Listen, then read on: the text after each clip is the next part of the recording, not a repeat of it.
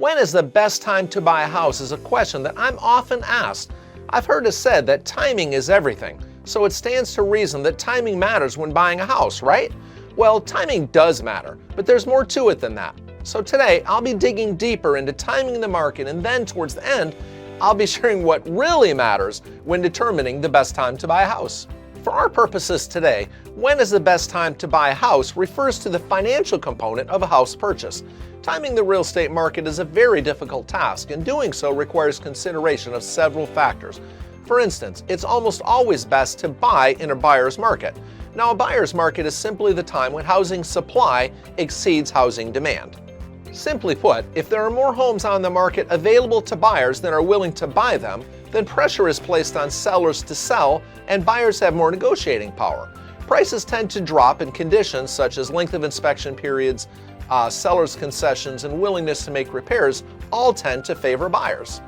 One problem with attempting to buy a house in a buyer's market is that this often occurs during economic recessions or during job market declines.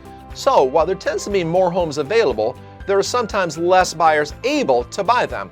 If you want to buy a house because it's a buyer market but you don't have a job, it's highly unlikely that you're going to be buying a house. Although he wasn't referring specifically to the real estate market, Warren Buffett once inferred that the best time to buy was when everyone else is selling, and the best time to sell is when everyone else was buying.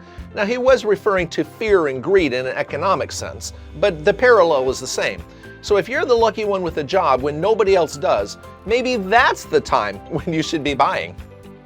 Home buyers sometimes believe that the best time to buy a house is when interest rates are low. However, interest rate swings can be significant, but there could be many years between those swings. Waiting years for low rates to arise can be problematic, as the gains are often lost to rising home prices. In the early 80s, many bought homes with over 18% interest, but then refinanced just a few years later into much lower interest rates. Now, looking back, these buyers were big winners, as the high rates put pressure on the number of sales, giving buyers an advantage, and then refinancing gave them the best of both worlds. Before I get to the best months of the year to buy a house, if you're finding value here, show your support by hitting the like and the subscribe button. And if you'd like more content like this, then hit the little notification bell.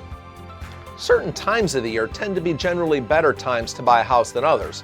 For instance, April through August is shown to be a time when homes tend to sell for more than during winter months. It's often a simple issue of many families moving in between school years, so demand is heightened during this period. As such, buying a home in the winter may statistically be a better time to buy from a supply and demand perspective. But this generality is not all-inclusive. In some states, like Florida for instance, which has a large number of retirees, the impact of the summer break for schools has a lesser impact than it might have in other states. A Florida Realtor's article noted that certain months of the year brought a premium price for sellers.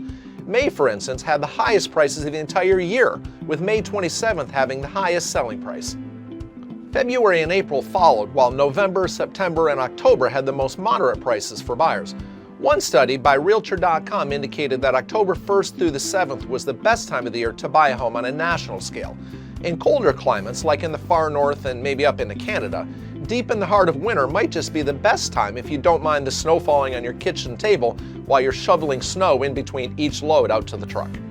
So thus far, we've spoken of seasonality and the best time to buy a house from a calendar's perspective, but your financial picture can have a far greater impact on the best time to buy a house. Buying a house when you have a poor credit score can be a potentially financially devastating move. Let me take a minute to digress. Consider you walk into a used car dealership with good credit. Now, they'll be happy to see you, and they may even be willing to negotiate a far better deal than is on that sticker. But let's suppose you walk in with poor credit. Well, they're still going to find a way to help you out by getting you wheels, but there may be zero price negotiation, and it may come at an interest rate of 20% for 10 years. Now, maybe I'm exaggerating here, but you get the idea.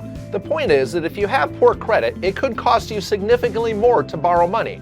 No, I'm not just talking about 15 or 25 bucks a month either. It could be several $100 each and every month. Plus, you may need a much larger down payment, which could cost you several years of saving up for that down payment. I'm a local realtor with connections all across the country, so if you've got real estate needs anywhere at all, either leave a comment in the comment section below and I'll get back to you, or just pick up the phone and give us a call. I could go on and on all day about the consequences of buying a house with poor credit. But if you've got a not so good credit score, it may not be the best time for you to buy a house.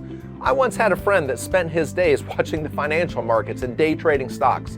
He was a super sharp guy. He had a master's degree with some sort of financial investing, and this was his full-time job.